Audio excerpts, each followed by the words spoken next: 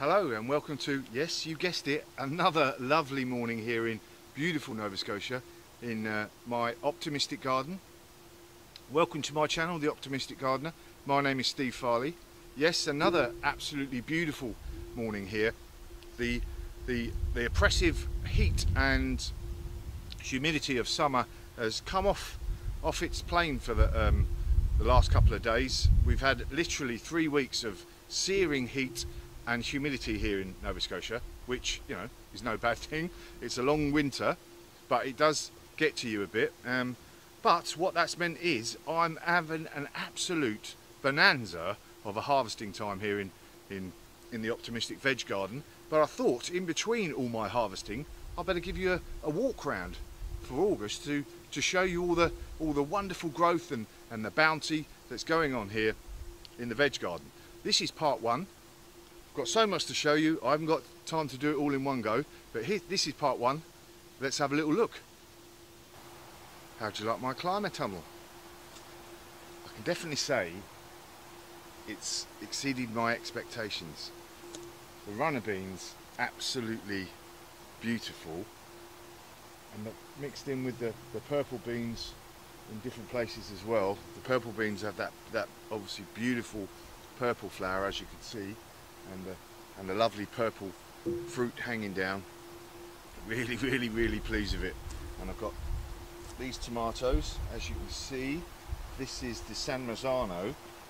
This was really sickly earlier on in the summer, in the late spring, and I thought it's not going to do anything, but it's really perked itself up, and as you can see, the different fruits sets coming up now. Absolutely beautiful. It's not gone as high as I wanted it to go, because of that late start probably, and I'm probably going to cut it off in the next couple of weeks, because any more fruit, you know, they've got to have that time to grow and mature, and they won't have enough time. It was mid-August now, so need that little bit longer, so I'll probably cut the top off soon and then let what's there set and mature, etc. Again, the runner beans, these will keep going now. I've actually cut these off at the top. I should have kept it going along, but these will keep flowering now and producing fruit until the first frosts, if I keep picking, so that's brilliant. And as you can see, I just caught the little go of the hummingbird there. The hummingbirds absolutely love them, and for the next few weeks that they're here, they'll be feeding away on these runner beans. Absolutely beautiful. And again, all the way through, as I'm going through the tunnel, we've got more runner beans, more tomatoes at the other end. Really pleased. Looking good, just how I wanted it. Fantastic. Now, if you remember in last month's update, I said I'd probably be putting some lettuce, etc., in that bed at the end there. I sowed that lettuce because it's nice, not too hot. So in the morning we'll get sunshine on there, and then it'll be shade in the afternoon. So that's just what the greens there will like. It's not too hot for them, so they won't bolt. And now they're coming up now, and the temperatures we're lowering down. So in this early autumn time, I've got these lovely butter crunch and the Asian greens to provide me with some beautiful greens over the next couple of months, hopefully. That's good. And the green beans there are fruiting aplenty. They'll keep fruiting over the next few weeks, and then that's a finite amount of beans they'll produce, and I'll whip them out and put something else in. I'm not too sure yet what. And the basil keeps going. The basil keeps going on the side there. Got basil on that side, basil on the other side of the greenhouse, basil in the greenhouse, which means lots and lots of pesto. So let's have a look at what's actually in this bed on this side behind me.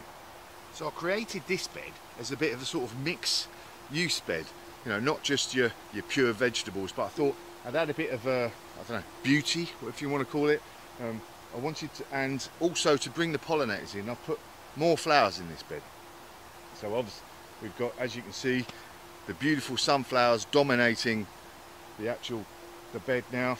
and I absolutely love the sunflowers anyway.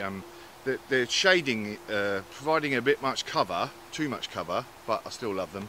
And I've got the cosmos and the marigolds in there to provide cover for the tomatoes, etc.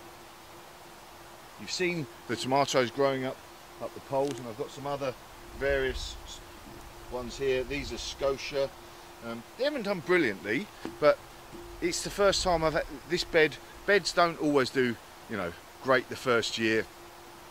All the sort of fungi underneath, the mycorrhizal fungi and the organisms inside the bed haven't settled down. It's settling down itself, so that always causes a bit of a problem, I think, with vegetables. So I'm you know, looking at it anyway, it's still pretty lush. I've got in there some broccoli, which I'm just about to harvest. Actually, I better harvest that quickly before it turns into proper flowers. And some kale in there. They've had a bit of an attack by cabbage white butterfly, but not too much of a problem. I'll just keep an eye on it and pick off when I see them, and normally that's okay. More tomatoes. What else have I got in there? Purple beans. I've had lots of purple beans. Coming to the end of the harvest of these purple beans now. They're really good, been really good harvesters. This one's a bit much, as you can see. Lovely colour, and obviously that beautiful flower. That won't be providing me any beans, but anyway, a beautiful flower. So that's a real good addition. I've been very pleased with those purple beans this year. A very good addition to my garden. And these Tom Thumb, or Tiny Tim, sorry, not Tom Thumb, Tiny Tim tomatoes I've got dotted around the garden. They've been real producers. That's a really good addition this year. Tiny Tim. What else have I got in there? Various different herbs, some basil in there. So it's not producing loads and loads and loads of stuff, and obviously it's providing the base for the runner beans, but I really like it. I like the flowers, you know, bringing those pollinators in, adding a bit of beauty into the garden, and giving me some produce as well, which is always a bonus. So that's good. Pleased with it, really. Pleased with it overall. So moving around from the beautiful tunnel to the back of the greenhouse. Those of you who've been watching before will know I've got mostly tomatoes here, and they're all going blindingly well. Here's some more of the San Marzano, lots of trusses here of fruit maturing. This has been a bit of an experiment, and this is why I and most people grow a lot of their tomatoes as a cordon, nice and straight up, cutting off the side shoots. I've left this one here just to do what it wants. So there's some growing up that way, some growing up that way, and this is another one of the San Marzanos, as you can see, and it's not a lot of fruit on there. It's been it seems to me, be spending all its energy on growing different ways rather than producing fruit. So hopefully that backs up my argument anyway, that you should be cutting off side shoots and keeping it nice and straight, like that one going up there. Or this, I think this is peace vine, developing lovely trusses of fruit all the way up now, all the way up. And I've cut this off the top there now. All of my tomatoes, if they sort of got up to this sort of level, this one I'm going to let go a little bit further, but mostly all my tomatoes I'm going to be cutting off now to let them develop the fruit that they've got, rather than wasting energy trying to produce fruit that's probably not going to ripen. Now we're sort of going into September nearly, and autumn. Here is, I think this is Scotia, another tomato, Scotia, more of these San Marzano, beauties there, all the way up. Again, more tomatoes, basil on the front, I've been steadily picking here and there. And the chilies that or these peppers that I planted, haven't really done anything. One of the things that I didn't realise, actually, when I put this here, I thought in the summer this would get more sun, but the sun is still being shaded by these trees here. So I'm going to look to maybe top some of these trees in the winter so that it's not so shady in the summer. I thought this would get, you know, south facing sun all day long, but it doesn't all the time, even though, you know, the tomatoes have done really well. Here's one of, this is a spaghetti squash or pumpkin or something like that. I've been late with all of my pumpkins. This has suddenly gone bonkers over the last couple of days. Literally grown like that over the last couple of days. They're amazing. But not really. And again, all my peppers and chilies along this side here, not really done a lot. Whereas the tomatoes, again, I've chopped these all off. All the tomatoes are doing absolutely blindingly. Look, there's the San Marzano. Great big heavy trusses. More of the peace vine. All the way up, fruit developing really nicely. Again, I think that's the F1 cherry, but fruit all the way down. Been picking these, starting to pick these recently. All of these beautiful. Lots of trusses on these all the way up. Really pleased. More basil along the front.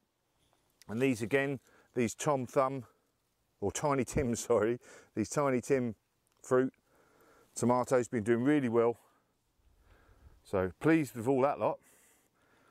So all in all, I think my beds around the greenhouse have been a real success this year. So pleased with that. So gardening is definitely a funny old game. Here is my sweet corn, or my corn bed. Last year, complete disaster.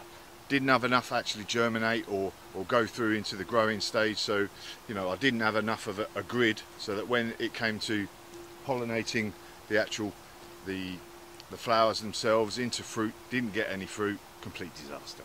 This year, bumper harvest. You know, really made sure that I got enough to create a grid so that when, you know, because they're wind germinated rather than wind pollinated rather than the insects pollinate them. So you need that grid so that when the wind blows the pollen, either way the wind goes, it's a chance for the actual flowers to pollinate. So everything has pollinated this year. Absolutely superb. In fact, I think I'll be having sweet corn for my dinner this evening. And those of you who are, you know, not too sure how to tell when your sweet corn is actually ready or not, let's have a quick look. Right, as we can see here, we have a nice cob of corn here developing on the plant, and on the top here we have a nice blonde top hair on the actual wavy bit here on the actual cob. It's that colour blonde as it's growing, and that is telling me it's not ready to harvest. And it's still not as thick as I'd like it, so you know, there's a couple of ways. It's not as fat as you want, and definitely because of the blonde headpiece, it's not ready to harvest. Whereas if we look down here, or a few of these different ones around here, this one has now turned brown. The cob itself is feeling fat. And also, if I peel this back, you can see the cob there. When I put my nail into it, a milky white substance comes out, liquid. That is telling me that it is ripe to pick. Whereas if it was a more watery colour, it wouldn't be ripe. So there we are. That is going to be my dinner today, or at least some of it. Beautiful. And I've got 20 odd more, so I'm very pleased. Very pleased. So all along here we have tomatoes of varying types. More San Marzano again there. Not so tall, these ones. These weren't doing well earlier in the season, but they're doing well now, as you can see. Lots of trusses there, and peace vine, and all sorts of cherry tomatoes. And I've been picking these sort of every day now. There's fruit becoming ripe. Lots and lots and lots of trusses of beautiful tomatoes all the way along here, all the way along, as you can see. And I've even, you know, I think the birds would be at them, but I've even got some grapes, which is a first. Obviously not loads, but got to be happy with that. And obviously lots more tomatoes. Let's have a look at how the potatoes are getting on, shall we? So as you guys have been following my garden throughout the summer will know, I've had a bit of an up and down time with the old potatoes this year. Doing my annual potato experiment. This side of the bed is potatoes grown exclusively in seaweed, and there's a link to the original video of me doing the seaweed planting, etc. And on this side are potatoes just traditionally grown in earth and earthed up. And this way they've been earthed up with seaweed. Early on in the year I had lots of problems, didn't even have any potatoes actually come up in the seaweed. Thought that was all going wrong, but all of a sudden they started to grow and now they're all really lush. One thing though, I haven't actually been keeping up, I'm going to have to admit, on my regimen, proper regimen of earthing the potatoes up. So that's my excuse if I don't have a particularly good harvest this year. But on this side here, some of the plants are actually dying off, which is the sign that your potatoes are ready for harvest. And I've already had some lovely potatoes from this side of the bed, so I thought we'd have a little look now and see what potatoes are coming out of the ones that are dying off. So why don't we go around and have a quick look. Okay, so as you can see, this potato plant is basically dying off now, which is the sure sign that it's ready to harvest. So let's have a little look, see what we got in here. And all of this row actually, and these back ones here are starting to die off now, so I'll be harvesting them soon and we'll be doing a big weigh-in. But let's have a little look, see what we got in here, if anything.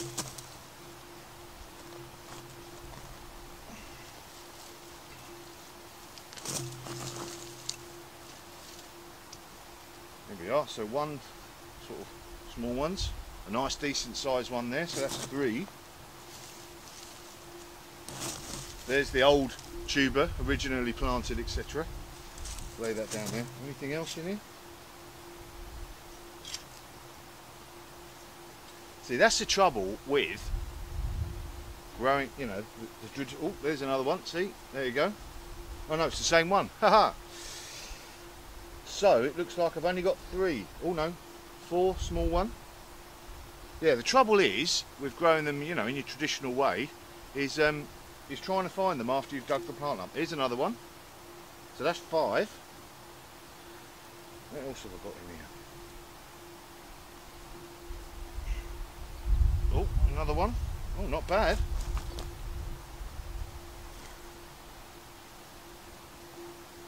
Oh, this may have been off the other plant that I dug. So another small one. So I think that's it.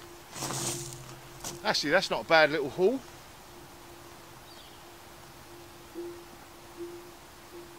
That'll feed me and Mrs. F tonight, I think. Although I'm having sweet corn, so too much food, I don't know what to eat now. Looking beautiful though. I'm pleased with that. Well, if the rest of the potatoes give me this much of a harvest, I'll be most pleased. But there we go. Let's move on to other things. So looking good. So into the greenhouse, which is a bit of a mess at the moment, I apologise. I had to park my onions that I was drying in here yesterday. Got booted out of where I was by Mrs. F, and my extremely successful garlic harvest. Really pleased with that. There's a link up on the screen there showing you that harvest. But in here I've got lots of peppers and basil and chilies and all sorts. And the basil I've been cutting all summer long with the stuff outside, and stuff in this bed has done really well. And now I've just been growing some purple basil, which I've started to utilise. Here's the basil still, but here's the stars of the greenhouse show this summer. The chilies and the peppers. So jalapenos, I've started to harvest those. There's a nice California Wonder there. Only one on there, but I'm happy with that. I'm usually rubbish at growing. Ooh, bit of a creaky floor. Rubbish at growing chilies. These are Mad Hatter beauties. Lots of them on there, and lots of them on another one I've got in the bed. More jalapeno. Not sure what those ones are. They could be Amish pimento sweet peppers. I think these are cayenne. No, they're not cayennetta. These could be habanero, maybe, or maybe not. These are definitely cayennetta. Looking good. Here is Hungarian Hot Wax, which I've harvested a load from the bed down here. But yep, so the peppers are all doing absolutely superbly here. Tomato plant I put in here, this is again more of the San Marzano. Wanted to see how they get on. More San Marzano again. More peppers, these are the Amish pimento. More Mad Hatter. Chilies, absolutely going bonkers on this one, really doing well. More cayennetta. And the basil has done really well. As you can see, the basil's done really well. And these tomatoes here, oh, absolutely beautiful scent and I've been harvesting this left, right and centre. So, the greenhouse has done really well. So that's it for part one. Part two, we'll go and have a look at the other side of the veg bed. See you there.